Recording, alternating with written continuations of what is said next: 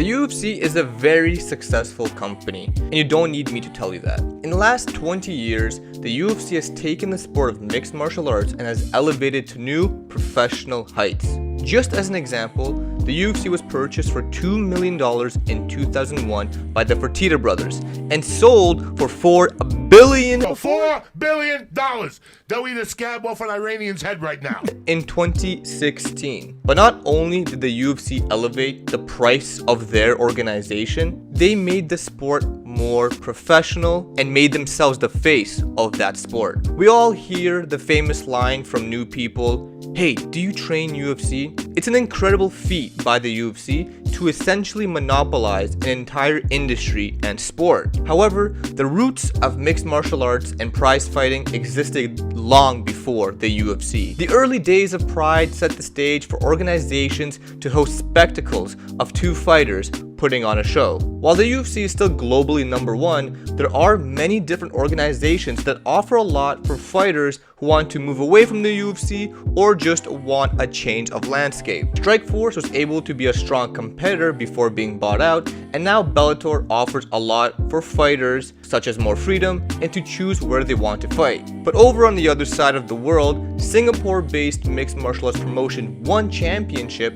seems to be adding themselves into the mix of competitive promotions. Founded in 2011, One offers a lot of fighters a different scenery with a completely different audience than that of the westernized UFC. One attempts to firmly plant themselves in the Asia market by even offering pure boxing and lift-away fights. A few lucrative deals to top names in the sport is surely enough to attract great talent from current organizations. I'm Sasha Mox, and today I'm jumping over the cage to talk about 5 former UFC fighters who are now in ONE FC. This list will only contain fighters who have at least one fight in ONE FC. I know Vitor Belfort is planning to make his debut, but until he does, he cannot be counted as a member on the roster for the sake of this video. Before we start, as always, please make sure to like, comment, and subscribe to the channel if you haven't already. We post weekly MMA list videos and always try to engage with our audience. Leave a comment on which of these former UFC stars is your favorite and what list we should do next. Number 5. Yoshihiro Akiyama. The man known as Sexyama is a massive star in Japan. He was a leader for new Japanese MMA athletes to gain recognition. Yoshihiro began his career by training judo and even winning gold in the 2002 Asian Games. His MMA career began in the early 2000s where he made his debut in K1. In 2006, he won Heroes Light Heavyweight Grand Prix tournament and gained the championship belt. He entered the UFC with a record of 12-1 and was followed by a huge Japanese audience.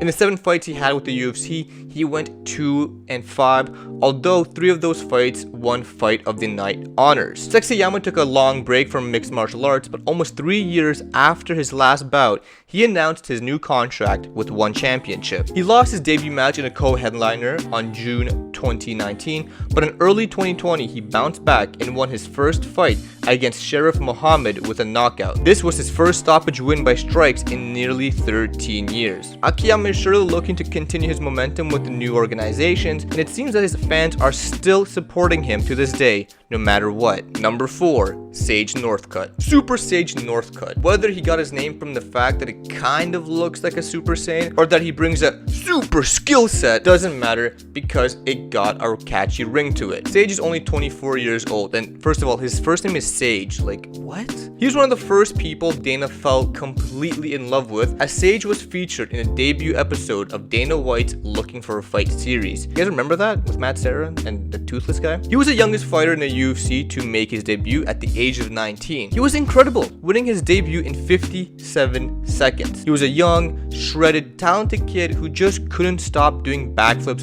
This guy Or gaining another sub-ab region muscle. This guy literally looks like he squeezes the juices of vegetables by hand and just injects his body with the leanest supplements. In an impressive 8-fight career with the UFC, Sage amassed a formidable 6-2 record. He was in a 3-fight winning streak, and it looked like Sage was finally making the pieces together in his MMA game to be a serious challenger. All looked well until Sage announced announced that he was signing with ONE Championship in November of 2018. Interesting move, but it added credibility to ONE by picking up a young prospect from the UFC. But the part that ruined everything was when the matchmakers put Sage against Cosmo Alexandre, a savage kickboxer who almost decapitated Sage in 29 seconds. The poor kid suffered multiple orbital fractures and was literally sent to the depths of the Shadow Realm. Number 3. Eddie Alvarez, the underground king. Eddie Alvarez is a pretty good fighter, okay? He is a veteran of the sport and was one of the main reasons Bellator was actually seen as a competitor to the UFC. He brought high-level skill, incredible fights, and was a dominant champion inside the Bellator organization. When he announced that he'd be fighting for the UFC in 2014, a lot of die-hard fans were excited to see another high-level fighter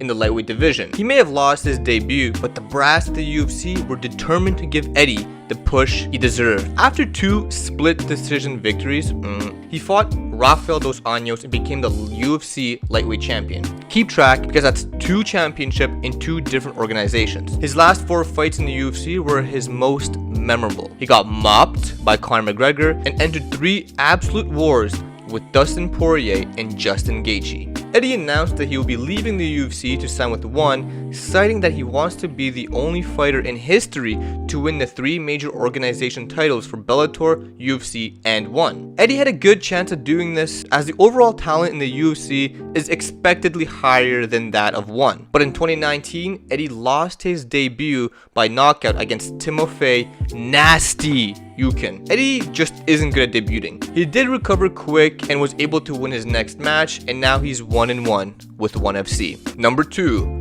Brandon Vera. The truth. Brandon Vera is the fighter on this list who has spent the most time with ONE FC. He is also arguably one of the most successful fighters to have moved organizations. When Vera joined the UFC in early 2005, he was known as a super talented Muay Thai striker. Having trained many times overseas, Vera was very well versed with Thailand and Singapore. Brandon Vera eventually became the heavyweight interim champion after defeating Frank Mir in the first round, but then he lost the belt and never regained the highlight momentum he had when he first started with the UFC promotion. Vera ended his UFC career with a record of 8-7 in 2013, and the next year he signed to ONE FC and had an incredible start. He became the ONE heavyweight champion and went undefeated within the organization for 4 years, and he only did fight 4 times. He eventually suffered his first loss in late 2019, but it is safe to say that Vera benefited from leaving the UFC and entering ONE. Number 1.